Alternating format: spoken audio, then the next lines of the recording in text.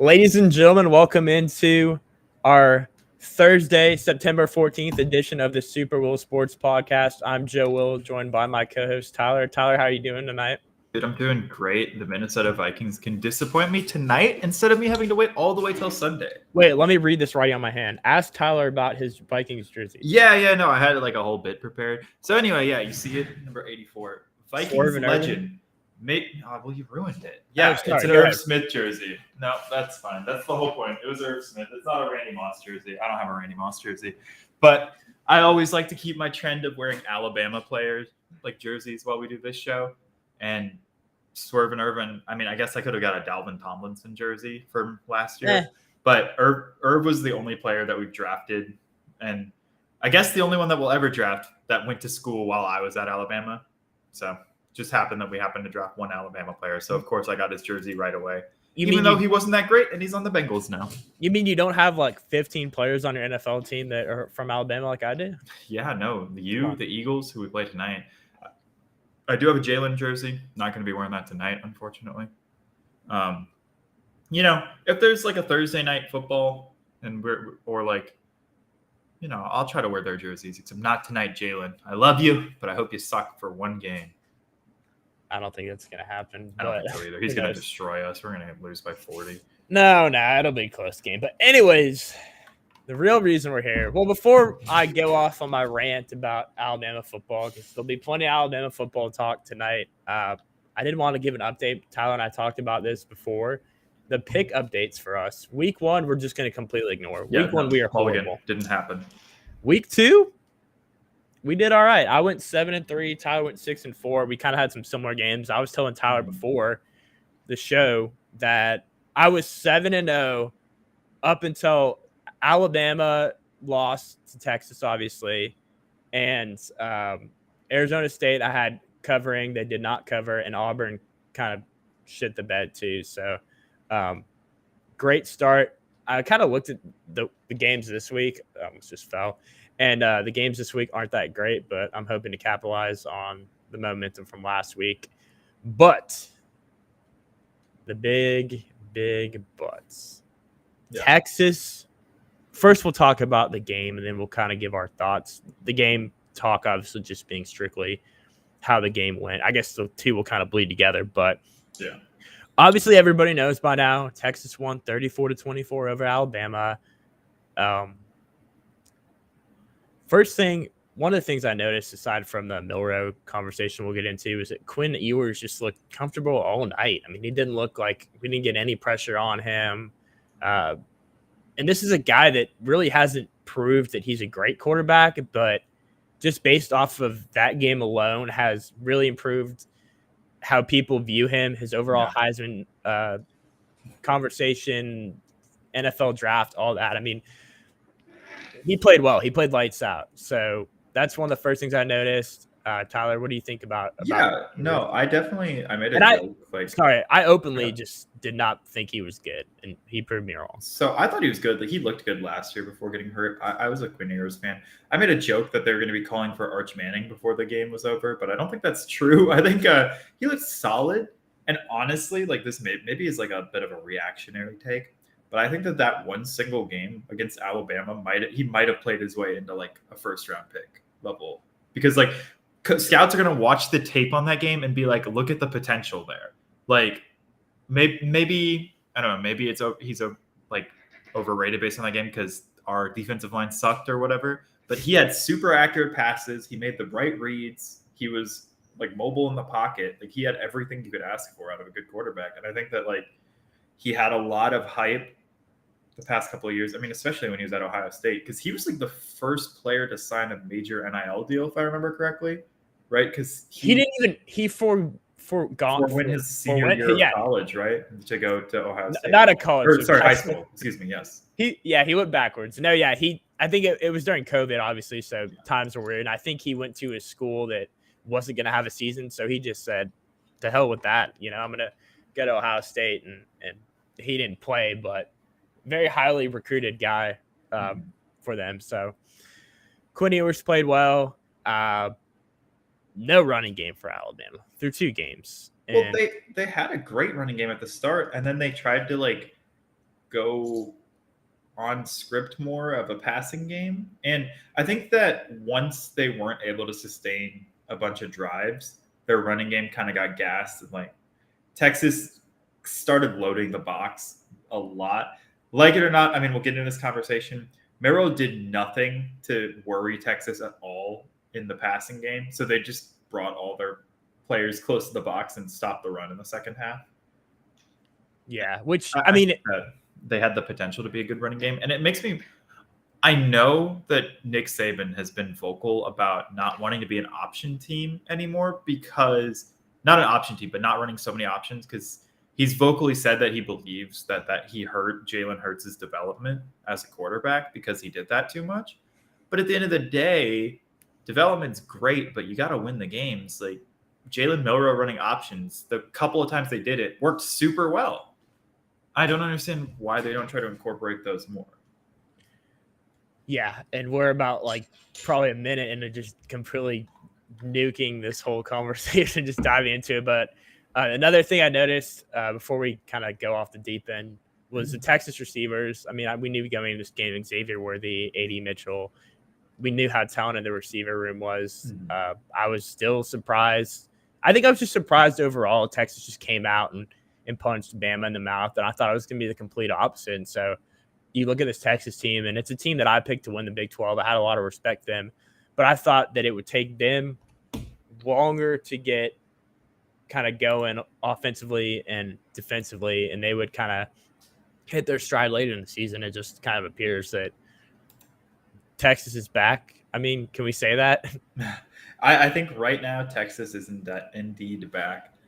I honestly am interested going forward about Texas, though, because they have Arch Manning, highest recruit in a long time. I'm not so sure Arch is great. We'll see. You heard it here first. I'm just putting that out there, floating that one. Not a super hot take, honestly, from people that got like super into following his recruitment, but he played in a really weak high school conference and didn't exactly light the world on fire either. So I'm interested to see. I think this year Texas is a legitimate contender. I think it'll be really interesting next year because it could totally be one of those situations where Texas is back for a year and then who knows.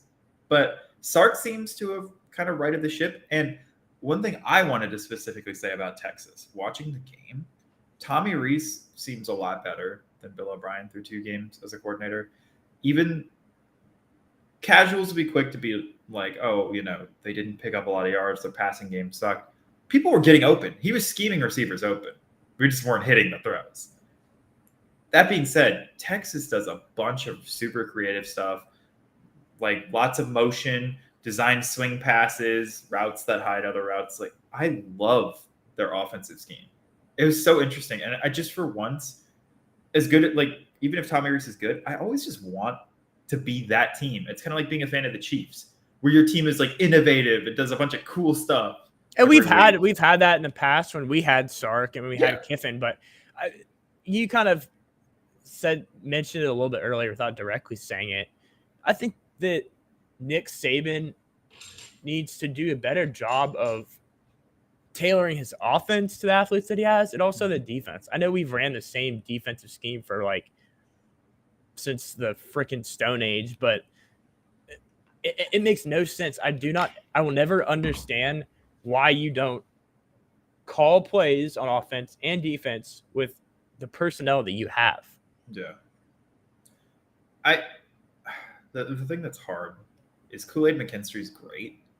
I'm not a huge Terry and Arnold fan or like any of the other corners. And a lot of their scheme has, Terry and Arnold matching up with AD Mitchell over and over again. And that did not work super well.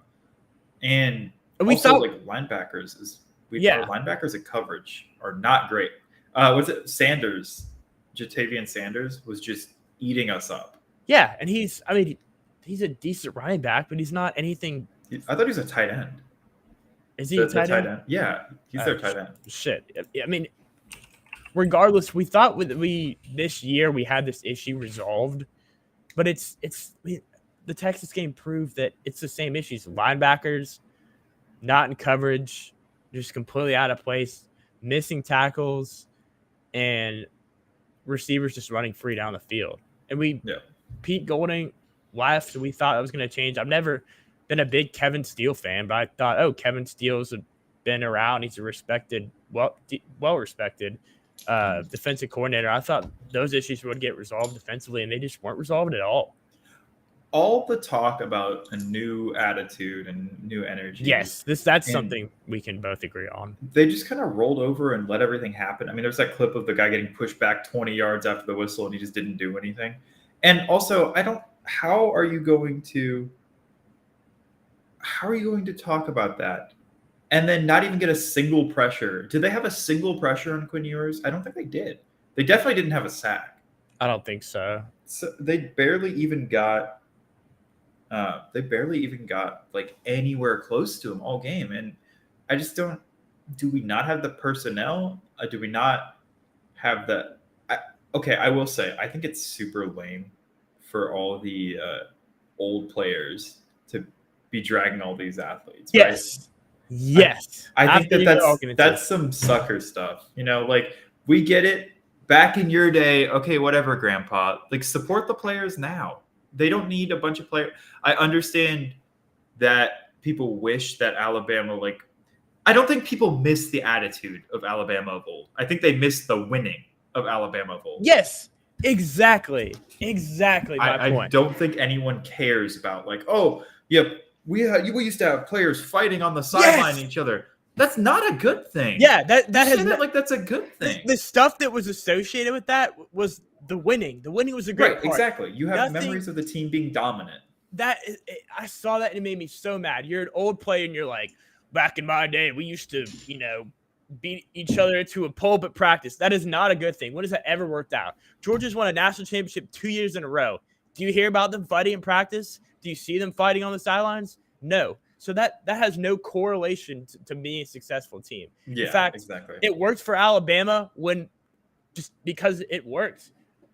That doesn't mean it's going to work. 99.9% of the time, if you have players fighting in practice and fighting on the sideline, it's not going to translate well on the field. Do you think in 10 years, if Georgia's not good anymore, people are going to be like, back in my day, Georgia players used to get arrested for DUIs at least once a week? Like, yeah, exactly. You think they're going to miss that? Fighting and all that shit, it's not a flex. It's not the flex that you think it is. It's a bad thing. And so I think it's because our team, we've been soft this year. Well, guess what?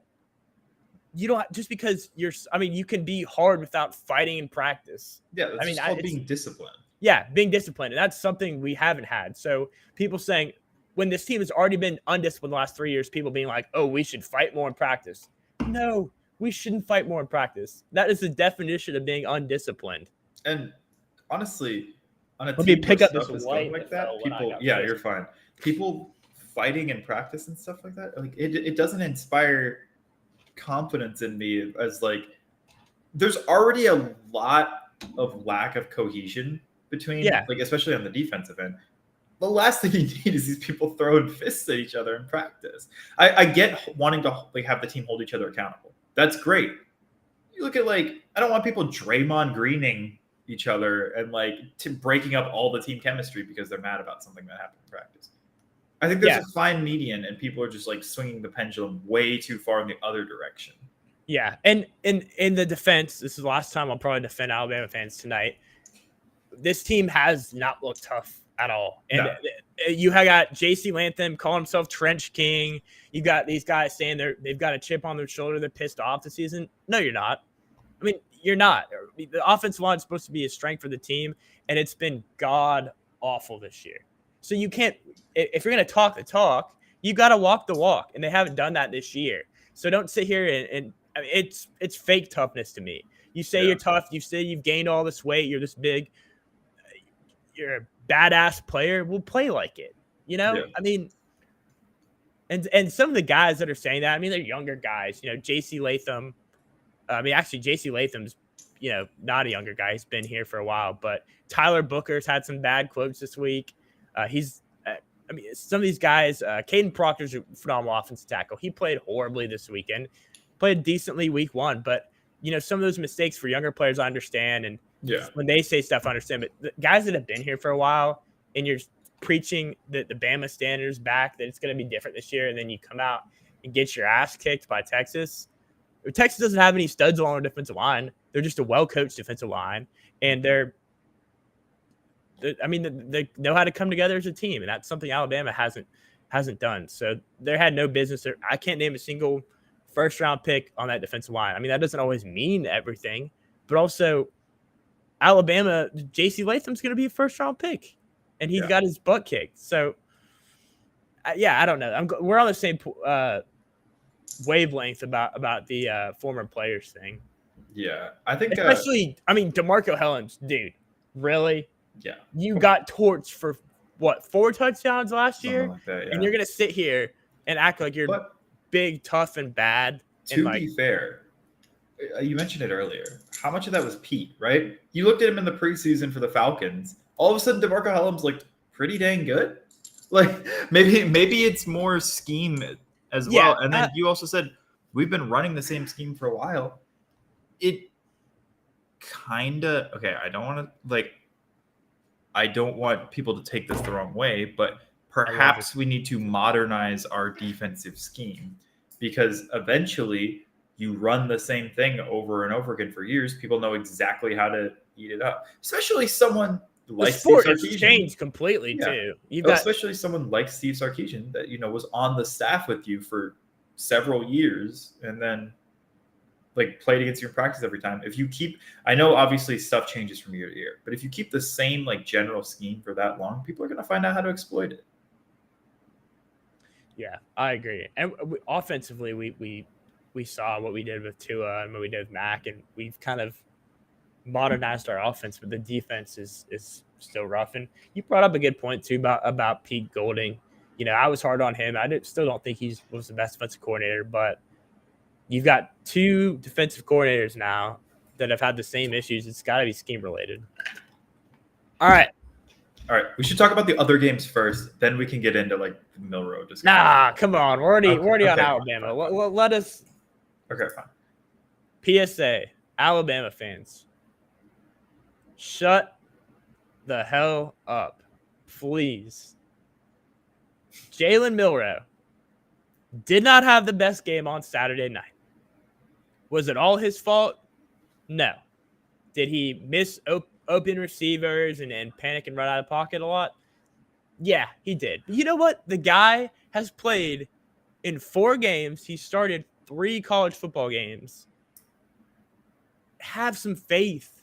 I mean, you can't – the same people that are sitting there and openly bashing him are the people that never believed in him from the start. And it's okay. You don't have to be in the same boat as me and be a Jalen Milroe fanboy or whatever you want to call it.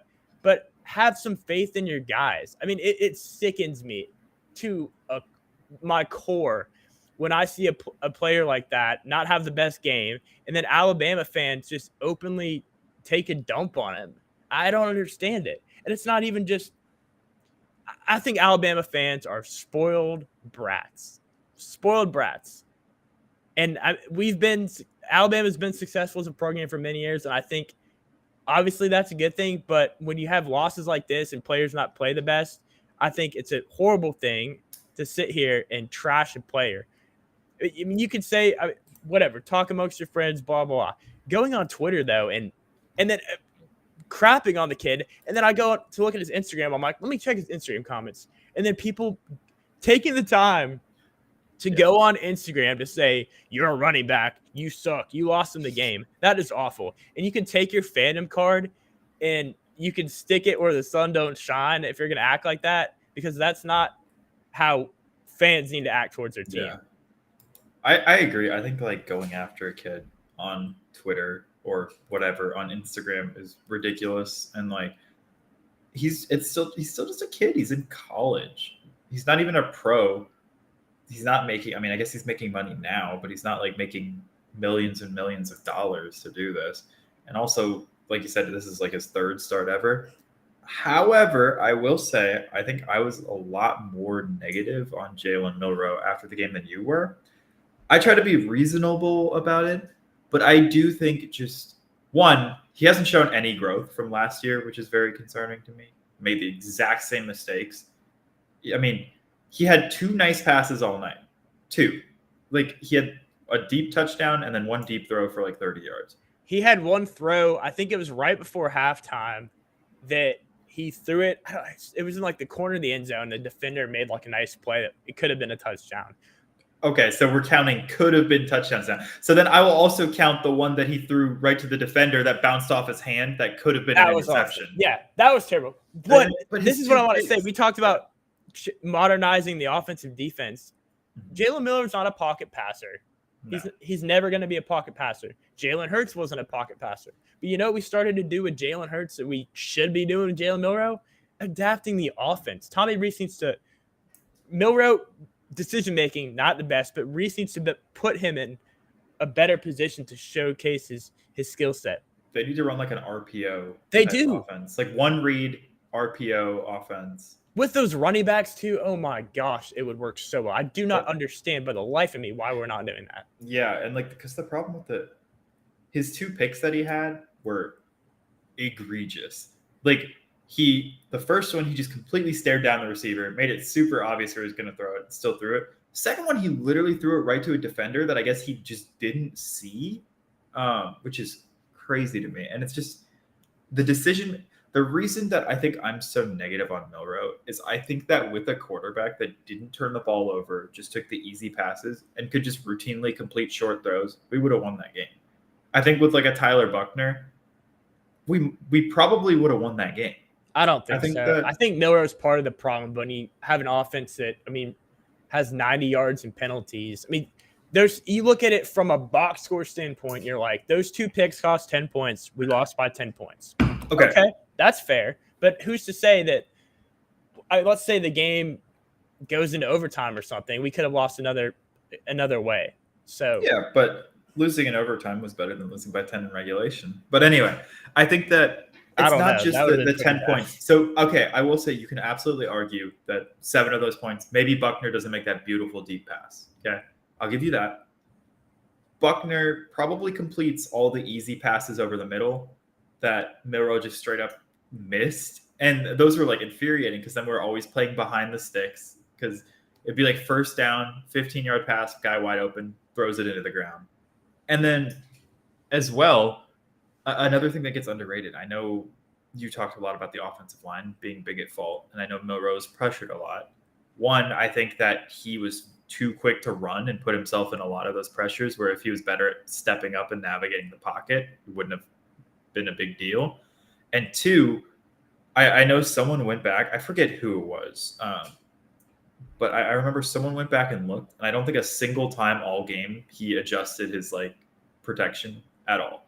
I know that's like the mental game is not like as a quarterback is not his strong suit, right? He's like a super athlete that they're hoping can get the mental stuff down, like processing, making better decisions, like doing protection stuff, but to not adjust your protection a single time and then be like, oh, the offensive line is awful, I think is also just on him for not, helping them out. I think from the first snap, though, it was clear that the offensive line wasn't going to do well. I think as the game went on, he started to panic more and realize, and that's when he started to run out of clean pocket. But I think from the first quarter, it was evident that, hey, the offensive line did not come to play today. And a lot of times early on in the game, it was like he was trying to find a receiver, and then he didn't have any time. He had a guy in his face. But I agree with you that as the game went on, the offensive line got a little bit better, and he started breaking down the pocket himself. Yeah. But they need to – he's an athlete. They need to stop asking him to think and just go with his instincts. Because, those picks were like, dude, you're overthinking it, man. Right. Just let Jalen Milroe be Jalen Milroe. Let him be the phenomenal runner, the phenomenal athlete that he is. Look, the guy can throw the ball. He might not make the best decisions. He might not be the most accurate, but he can throw the ball far. Okay, Joe Milton fan too. No, kind of to, I guess, maybe a lesser extent, but I think it's not like when people say Jalen Milroe can't throw. He can throw the ball. His decision-making might not be the best, but if you just tailor the offense to him, he looked pretty good the first week. It was against Middle Tennessee, but they need to open the offense up and say, hey, Jalen, we don't need you to be Bryce Young pulling a rabbit out of a hat. We just need you to be Jalen Milroe, be the athlete, be the guy that we recruited you to be. See, I kind of agree. Like, I don't think he has the QB instincts needed to be Bama's starting. But if agree Buckner and Simpson had those instincts, don't you think we'd see him on the field? No, actually, I think we had this exact situation in 2017, right? Tua was clearly the better quarterback. He was a freshman. Nick Saban was a big Jalen guy, still is, loves Jalen. And his loyalty to Jalen had us playing with a worse quarterback up until halftime at the national championship game. I love Jalen. In college, I think it was indisputable that Tua was better. Now, like, Jalen's developed a lot. He's a great quarterback now. So this Jalen can't develop as the season goes on? He can, but I'm just saying that they wouldn't have even been as close if they just played Tua from the get-go. And this Jalen, the other Jalen, didn't develop at Alabama. He developed at Oklahoma. He's an Alabama and Oklahoma quarterback, but he didn't take that leap until he went to Oklahoma. I mean, I don't know. Didn't he lead him to a national championship as a freshman? I mean, they had some good players on their team. Their defense that year was just insane. This Jalen does not have that luxury, unfortunately. But it's just, I don't know. You're gonna hate this idea. You're gonna absolutely hate it. I wouldn't mind if they used USF as a tryout game for Buckner or Simpson. Let them have the starting offense for a couple of drives and just see how they do.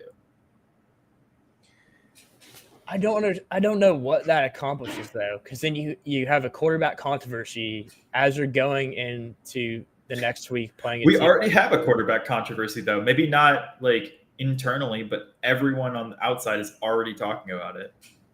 It doesn't matter. That's part of the problem is the outside noise. But not even just on the outside. Nick Saban came out and said at halftime he was considering switching quarterbacks. So there's already like smoke there. He said in an interview, like, yes, I did consider putting in Buckner. And I think if there's smoke, but do you want to burn the whole house down against UCF just to make it complicated when you play? I think you should see what you have in game. Like, I think that burning the whole house down, like Milroe clearly already wasn't good enough to beat the good teams. Why does it hurt? I mean, he's clearly just not there yet. What does it hurt trying to see if someone else might have that edge, you know? Well, if you do that, then Milroe he's done. He's cooked. You're killing his confidence. You got it. The fact that Nick Saban is stuck by Jalen Milroe and didn't bench him proves that he has faith in Milroe, knows that he can do it. He might not have Alabama fans too happy about it, but I think you stick with the guy. Now, I'm sure we'll blow USF out, and in the second half, you'll see these guys. Let's just say Milroe starts, plays decent, whatever. Ole Miss game, Milroe plays horribly, then I'm all for that idea. But I think you give him this game as a kind of like, hey, dude, let's get your confidence back up a little bit. I mean, you played well towards the end of the game, but let's keep this going, and I have some faith in you. It's all about faith. If you bench him, then you're just saying, I don't know why we started you to begin with. Yeah, I don't know if faith. That's a good comment though. Maybe benching him will wake him up. I agree with that. I think that confidence doesn't really matter because he clearly is already not that confident in his decision making. So I don't know how much lower it can get, right? Like he already didn't look like the most confident player out there. So it's dumb, but he had some nice throws though. I mean, it wasn't like awful throws as well. I know. I'm not disputing that. I know. He did have a couple beautiful throws. That throw where he dropped back and he stepped up in the pocket, set his feet, and threw a touchdown to Burton. That was a great throw. Also, Jermaine Burton played well this year. Yeah, the receivers as a whole, I think, are playing better. Like they're getting open a lot more. Yeah, I do think that one of the problems that's plaguing our team that we haven't brought up tonight is the true number one receiver. We haven't really had one of those, and most teams have like a go-to guy. If it's time to win the game, who are you throwing it to? Like off the top of your head? I mean, just off the top of my head, like based on this year or who I think I should be throwing it to. Based on this year, it's Burton right now. Like honestly, just he seems to have the best chemistry with Milroe. based on who I think it should be, I would probably go to Ja'Cory Brooks or maybe Malik Benson. He's had some nice catches. He just hasn't been targeted that much. I thought Ja'Cory Brooks would be like tearing it up. He has like one catch so far through 2 games or something. Yeah, they need Kobe Prentice had a really good game last week too. Ja'Cory Brooks is good too. He had like 800 yards receiving last year. Like they need to change the offense. Actually, maybe Isaiah Bond based on this year. Isaiah Bond has made some great plays. We have like those 5 guys. I know I literally named every receiver that plays. Those are like the 5 that rotate in. I like he's not a receiver, but I like tight end Amari Niblack. He played well. He had a touchdown. I know a lot of people were not happy after the game because he had like an Instagram live video, but he's a kid too. I mean, that's kind of overall, this is how I feel. These are young kids. Yeah. I mean, they're the college football players. They're getting paid now, yada, yada, yada. But at the end of the day, they're kids, and not some of them don't have a lot of experience. The best player on the team absolutely is Will Riker. So sad when he leaves next year. The most dependable players has been Will Riker. But yeah, we're gonna go back to the dark age of kicking. Oh gosh, no, I don't need that. We had like a 5-star or a 6-star kicker, I think. 6 stars? They don't even give 6 stars. They do for kickers. You're a lie. I swear to God, kickers have their own rating system. There's no way. I gotta see this. Let me see. So, I think like there's their own system. No, there's not 6 stars. Yeah, no.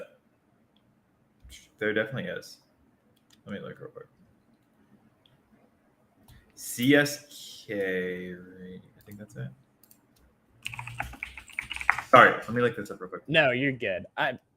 Overall theme is that I think fans need to take a deep breath. But I also think that the people now that are trashing Milroe, let's say he plays well. I mean, they're going to be the people that are going to be like, oh, yeah, Milroe's good. They're going to be his biggest fans. That's just how it is, too. And this is kind of a bigger point. When you look at college football this year and you look at the SEC, what makes you think Alabama can't run the table? No SEC team. Tennessee hasn't looked that good to me. Georgia hasn't looked that good. They'll have a semi-test this week against a frisky South Carolina team. LSU already lost to a really good Florida State team, but nobody in the SEC looks that great. So, and you look at Alabama's schedule, you go to South Florida, and then you play Mississippi State, Arkansas, Ole Miss, A&M, and Tennessee. Like, that's a hard schedule. A lot of those games, thankfully, are at home, but we'll see how good this team is. I mean, if you drop a couple games, the season's over. If we win the rest of those games, Milroe plays well, then we're right back in the conversation, right back in the thick of things. I think this year, too, is going to be one that's going to be a little odd. I mean, you could see a 2-loss team get into playoffs. I don't want Alabama to have 2 losses, but I think they have a tough schedule overall, which helps them and hurts them. I mean, nobody else Texas was obviously a really good team. I mean, Bama didn't look great, but who else has played a team of that caliber 2 weeks in? Nobody. Right. Oh, I also. That's the problem with. I mean, LSU, Florida State's really good. They're a really good team. They're one of the best teams in the country. Texas obviously is also one of the best teams in the country. It sucks for LSU and Alabama because they lost those games. But I mean, the flip side, you win those 2 games, you're viewed in a high light too. But it's just how it is with scheduling. So, by the way, I found it. There's this. I guess it's not like an official ranking, but the major kicking camps are CSK Chris Saylor Kicking. It's like the All-American, McDonald's All-American for kickers, and they rank people on a 6-star scale. So I read that kickers were 6 stars before, but it's just through the ranking. And I also did want to say that there's a 6-star. This guy's going to Texas A&M. Anyway, there's a thing that I want to say, which is that I would sorry, my brain was thinking about 6-star kickers. If you have to lose it all, right? Obviously, prefer not to lose. But if you have to lose it all, lose early. A 10-point loss to now they're the number 4 team. They were a borderline top 10 team. Out of conference, the second game into the season is about as good of a loss as you could hope for. So I'm not mad. Like, absolutely, we're still in control our own destiny territory. I don't even think you have to look good. If you win out and win the SEC, you're absolutely in the playoffs. I think this is a team too that's obviously young and inexperienced and full of talent, but they would have benefited from maybe playing this game later on in the season because sometimes it takes these teams like Ohio State's like awful this year. They have a ton of talent. Eventually, they're going to get it together, and they're going to have their tougher games against decent teams are going to be towards the end of the year, and that's just not how the cookie crumbled for Alabama this year. They had a really tough game the second week of the year, but like we keep saying, we'll see how they respond. I'm not giving up on them. I'm not giving up on Jalen Milroe. Didn't play the best, but offensive line, play calling, both sides of the ball need to be, shaken up a bit. But that's kind of the Bama spiel we have for tonight, and then we'll talk about some other things too. Oregon beat Texas Tech. I knew that was going to be a tough game. Bo Nix has played really well. You know how I feel about Bo Nix. Heisman conversation. That was a tough challenge for them going into a tough environment like Texas Tech and playing that game, but they won. Former quarterback Tyler Shogg, 282 through the air, 101 on the ground, 3 touchdowns. He did have 3 picks, but he played minus the turnovers, which was difference to the game. He played pretty well too. For a while, they were up like decently big on Oregon, actually. Yeah, they had one of the backdoor covers. Yeah, it looks further away than the game actually was. Like, I think that Texas Tech was right in there, and then kind of blew it a little bit towards the end. I don't know. Bo Nix having fun, dark horse Heisman, et cetera, et cetera. Miami beat Texas A&M 48-33. Tyler Van Dyke, he's been looking decent these couple. I know he was super hyped up for a while. Yeah, guy that almost went to Alabama.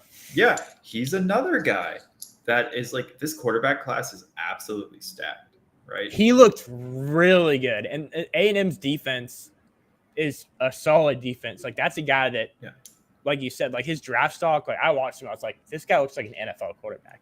Yeah. I wasn't sold on. I was a little bit higher on Van Dyke, but Van Dyke this weekend was just like, he looked spot on. Like, real quick too, because like this year's quarterback class might be one of the deepest potentially. So not all these guys are gonna go to the draft, I don't think, but just off the top of my head, potential. Look at the Pac-12.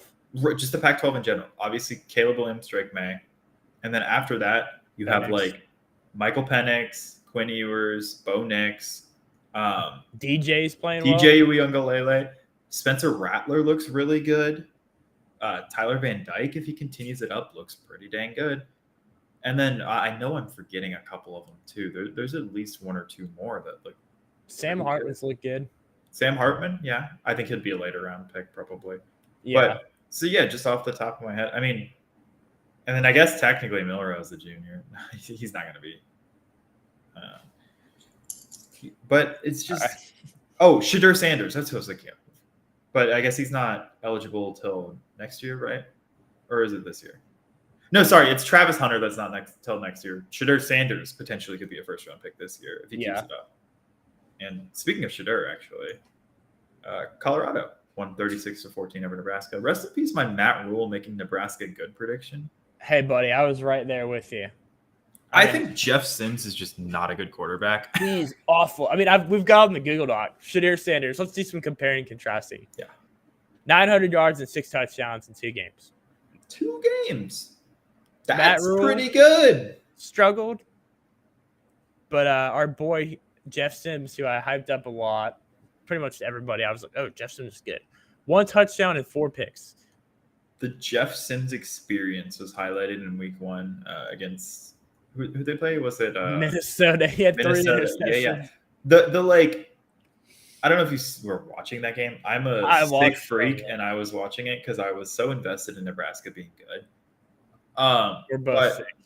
Yeah, right before halftime, they drove down the field and got to like the goal line, and then Jeff Sims placed the ball right in the defender's hands, and I was like, "This is the Jeff Sims experience. We're in for this all season." How long before? I know they had what was the quarterback Casey name? Thompson. Casey Thompson. How long do you think before he gets a start?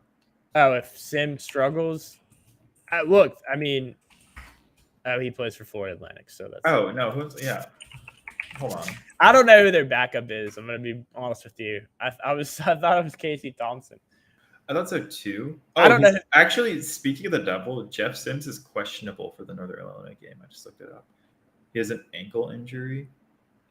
Heinrich Harburg. Yeah, I got no file on. You don't know Heinrich Harburg? I don't know much about. Dude, he saw action as a hybrid receiver at Minnesota. So that's what it says on his profile page. I'm sure Matt Rule was thrilled about his quarterback situation. I swear I thought they had like a high recruit, but I'm drinking the Colorado Kool-Aid. Look, my prediction of them this year was them going 6-6. I didn't think they'd beat TCU. I mean, they were 20.5-point dogs. And then they won that game. I was like, okay, like TCU maybe just sucks. Then Nebraska, solid defensively. I don't know how Colorado is going to play against Oregon and USC and some of these other tough teams, but they've looked good so far. And that's all you can really ask. It's just, you play the games on your schedule.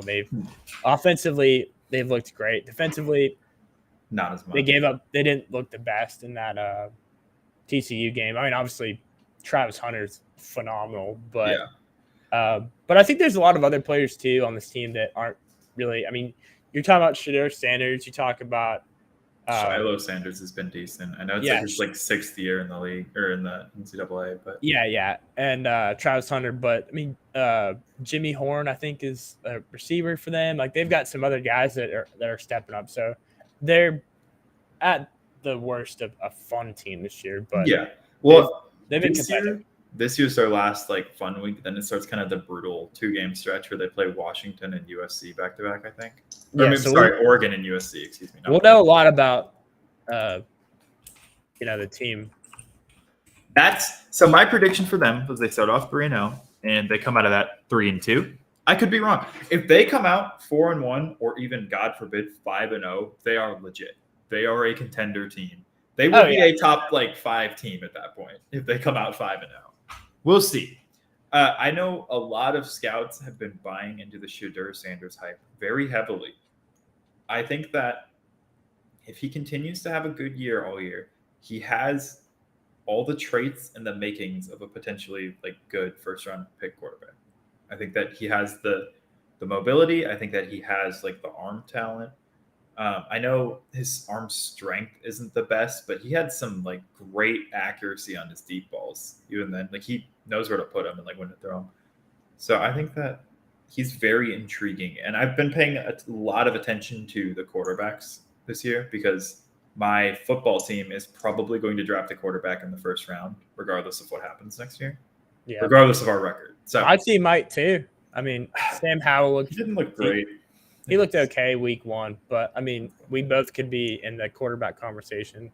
So yeah, but real quick, we'll I guess not necessarily real quick, but we'll kind of look at the games this week.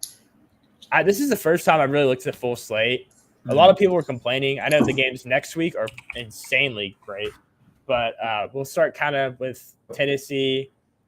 The Hurricanes are playing right now, actually. They're up 7-0. Yeah, they're playing like Bethune-Cookman. Bethune-Cookman, yeah. But yeah, Tennessee is a 6-point favorite at Florida. Florida really let me down week 1 against Utah. Same. I'm not really all that sold on Tennessee either, though. And Florida played decent last week, so I'm gonna get Florida. I'll take Florida to cover. Why not? I don't know the spreads, so I'm just gonna pick my. The spreads are on here, buddy. The spreads are on where, buddy? What are you looking at? The little ticker thing. I don't know if you can see it, but I can. All right. Wow. Cool. Yeah. No, I'm taking Tennessee. Tennessee cover. You're probably going to be right, but I'm going to get crazy. I'm not a big Joe Milton guy, though. I made the Joe Milton joke earlier. I think he's insanely overrated, and I think that people love him because he can bomb the ball 87 yards but that doesn't matter when you can't complete the 87-yard pass. So. Yeah. I'm going to continue the craziness. South Carolina at UGA. Okay. South Carolina, I will pick them to cover. I want to go balls to the wall and say I am so close to saying it. I want to go ball. This cover is like disgusting to me. It's like, but I'm not going to pick them to beat Georgia just because Georgia's Georgia. But I'm not sold on Georgia. They haven't had a test this year. I'll say it. South Carolina wins. I'm calling it. What? A spicy take. I know. Maybe that goes in though with the theme of the SEC we've seen this year not really being that great. Georgia's been Rattler's a beast. Things have been too good for Georgia for several years. They are bound. They've got their heads in the clouds. Maybe I've been saying this for a while. They're gonna have like a crazy loss at some point. Every team does, right? And if it's not this week, then I mean hold on. This is what I'm thinking about too. This could be a look ahead game because they're at Auburn next week, and they're probably like, oh, South Carolina, whatever, we play them at home. This could be a game that they overlook and they don't cover. Maybe even they lose the game. I mean, he's been one of the most accurate quarterbacks this year. They've got weapons. Georgia defensive line hasn't generated a lot of pressure this year. South Carolina offensive line got worked by North Carolina week 1. So I don't know. I think it'll be a good game, and I'm hoping it's a good game because there's not a lot of good games this week. But I don't know. South Carolina money line. That's a ballsy move. Like I said, and it's going to look really funny in a week when Georgia wins by 47 and we just look like idiots. So I don't know. I think this week I'm going crazy with all my picks. LSU, 11 a.m., minus 9.5 at Mississippi State.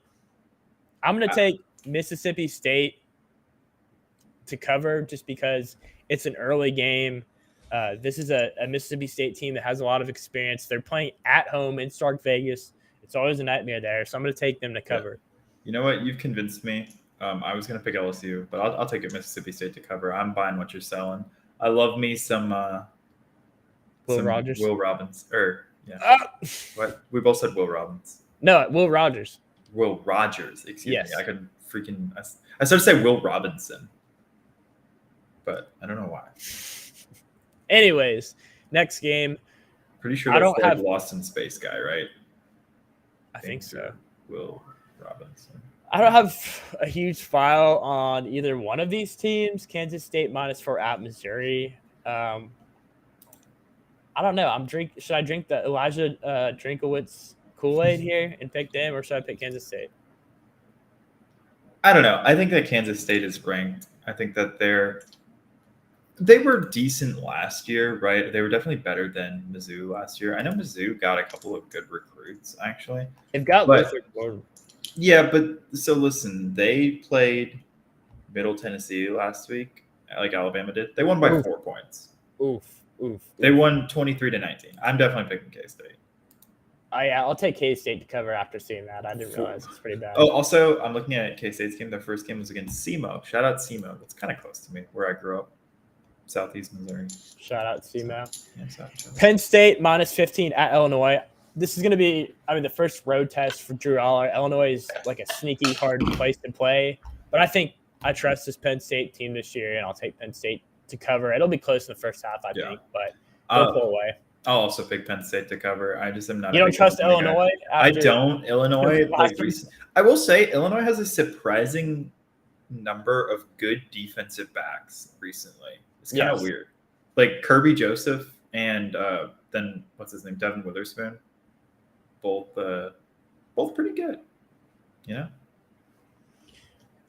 So but I prefer Devin without her spoon. Yes, I'm taking Penn State. Okay. All right. Louisville at Indiana. Louisville -10. I'm not really sold on Indiana.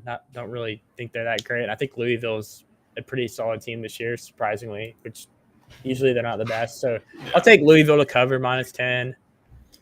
Yeah, same. I don't know. I just don't.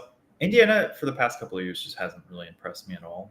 Every single year, they're just kind of they're like the definition of mid every year, right? They're a middle of the pack team. They're not going to win any crazy games. They're not going to lose the games against the Cupcakes, and they're going to finish with like a 6-6 record. And then the last game, actually, well, I want to get to 10 games, so we'll add a couple on here, but I'll let you go first. Alabama minus 33.5 at USC. USF. What do you think? USF. That one's hard. It's a huge spread. It's such a huge spread. I'm going to say USF covers. I think that Alabama wins by like 30. Like right around there is what I want to say. And like I said, I think that they should, the other quarterbacks, even if they don't start, should see extended play time, like maybe a couple of series with the main people just to get some chemistry, see how that goes.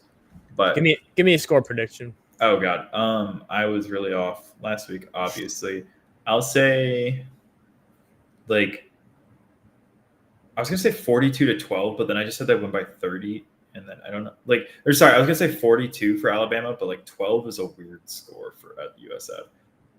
Yeah, it is. I'll say, I don't know, like 36-6, something like that. I can see them scoring a few more points. Okay.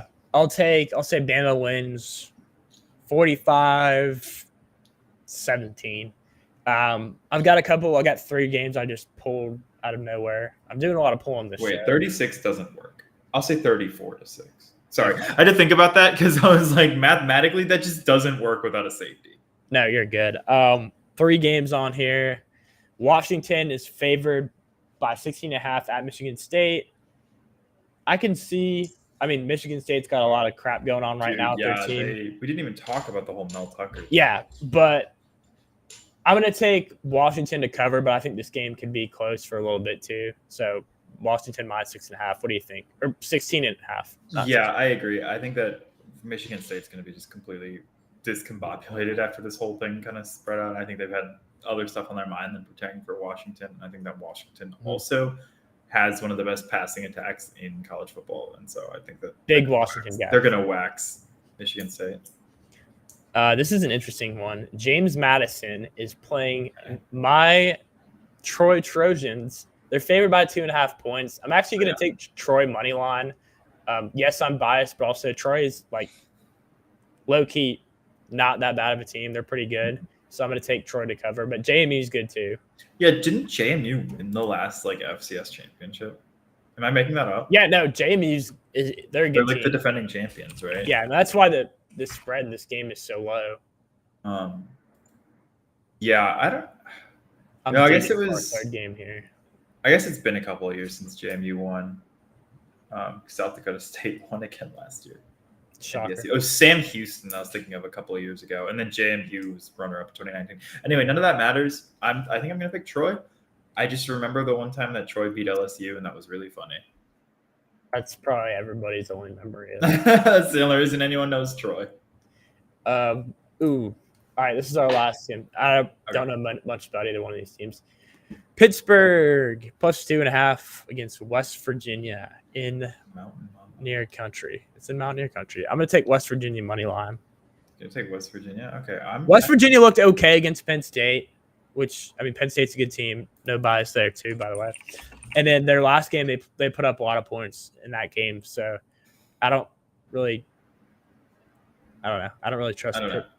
Pitt played Cincinnati pretty well, even though Cincinnati's not like a world beater anymore. We don't know much about some of these. I wanted to get to 10 teams. So. Well, yeah. No, I understand. I'm just saying that, like, Pittsburgh. I don't know. I'm going with Pittsburgh. I'm taking Pittsburgh money. There we go. We got to differ on something. Yeah, exactly. I think that they played pretty well against a good Cincinnati team, and I think that the Mountaineers, they held their own against Penn State. They didn't get completely blown out. I mean, I guess they lost by 3 touchdowns, but I don't know. I just think that losing by 3 touchdowns isn't they only lost by 3 touchdowns after the team took out all the starters isn't a huge flex. And I think that Pitt was competitive the whole time. So I'm going with Pitt. All right. It's a good team when the second person listed on their roster is their place kicker for Pittsburgh. Ben Sauls. Also, he looks like he's 40. Anyway, we can. Yeah, we had a good show tonight. Obviously, Bama stuff got heated, but we'll see how Bama responds this week, and I expect anytime there's a week where people are like, "Oh, there's no good games on," it should be a red flag because that always means chaos is about to ensue. Yeah, some random. Hopefully, we're not on the wrong end of that I agree this with that. week. But thank you everybody for watching and tuning in, and everybody have a good night.